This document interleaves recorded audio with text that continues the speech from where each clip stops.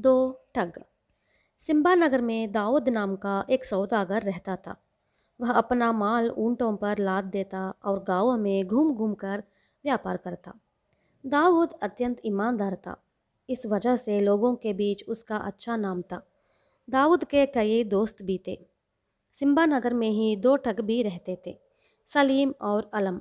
वे दोनों भोले भाले लोगों को मीठी मीठी बातों से फुसलाकर उन्हें ठग लेते थे। दाऊद की बलमा साहसता का उन्हें पता चला तो दोनों ने उसे धोखा देकर ठगने की योजना बनाई। एक दिन की बात है।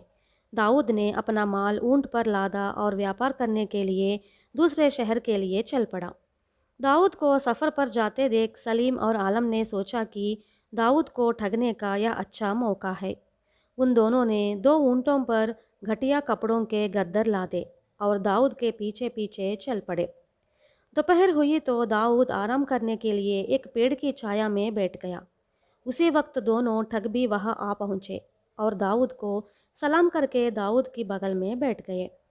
उन्होंने दाऊद की कुशल क्षेम पूछी और फिर उसकी तारीफ करते हुए बोले, आप जैसे अनुभवी सौदागर से अचानक ही हमारी मुलाकात हो गई।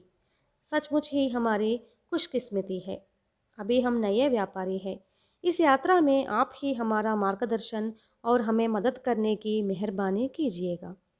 दाऊद ने सपने में भी नहीं सोचा था कि ये ठग है। उसने उनकी बातों पर हामी भरी और मंद मंद मुस्कुराता बैठा रहा। धूप की तेज़ी कम होते ही तीनों वहाँ से निकल पड़े और शाम को शहर की सीमा पर पहुँच गए।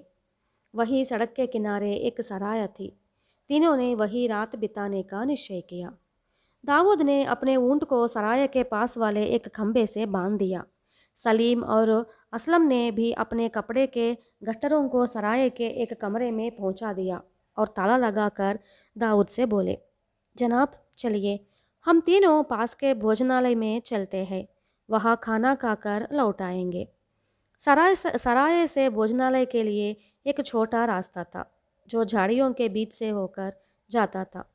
वह रास्ता हमेशा सुनसान रहता था, इसलिए ठगों ने यह योजना बनाई थी कि खाना खाने के बाद वहाँ से लौटते वक्त दाऊद का गला घोंटकर मार देंगे और उसका कीमती माल अपने ऊँटों पर लाद कर भाग जाएंगे। दाऊद बोला, इस वक्त मुझे भूख नहीं है। वैसे भी मेरे पास एक बड़ी रोटी बची हुई है। कुछ देर बाद मैं उसी को खा लूँगा। तुम दोनों खाना खाकर आ जाओ। दाऊद का जवाब सुनकर दोनों ठगों को थोड़ी निराश तो हुई।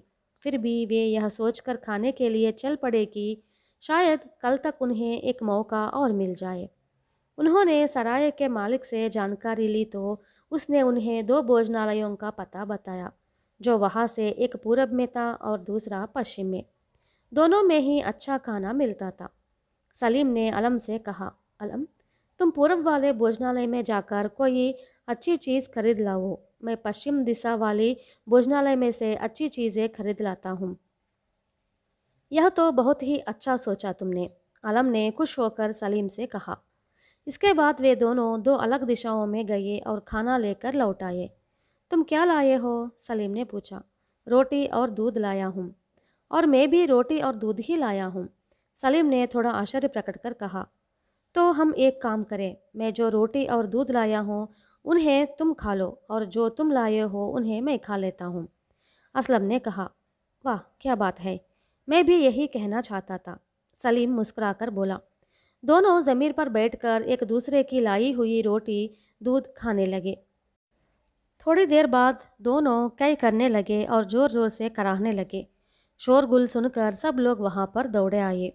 दोनों ठगों ने एक दूसरे की तरफ उंगली का इशारा किया और छटपटाकर वही दम तोड़ दिया। वास्तव में उन दोनों ठगों ने एक सा ही विचार किया था। जब वे खाना लाने के लिए अपनी अपनी दिशा में निकले तो दोनों ने अपने मन में सोचा कि दाऊद का माल चुराने के बाद दूसरों को भी उसमें से हिस्सा देना पड़ेगा। इसलिए दोनों ने दूध में जहर मिलाया और इस तरह दोनों ही अपनी जान से हाथ धो बैठे। दोनों मित्रों की मौत से दाऊद बहुत दुखी हुआ। थोड़ी देर बाद सराय में कुछ और सौदागर आ गए। दाऊद ने उनसे सलीम और आलम की अचानक मौत का समाचार सुनाकर कहा, बेचारे, ये हमारे ही शहर के सौदागर थे। सौदागरों ने उन दोनों की लाशों देखी तो उन्हें पहचान लिया और दाऊद से कहा, भाईजान, ये दोनों सौदागर नहीं, हमारे शहर के मशहूर ठग हैं, हत्याएं भी करते हैं। उन्होंने दाऊद को सारा किस्सा सुनाया। सारा वृत्तांत सुनकर दाऊद ने मन ही मन ईश्वर को धन्यवाद दिया।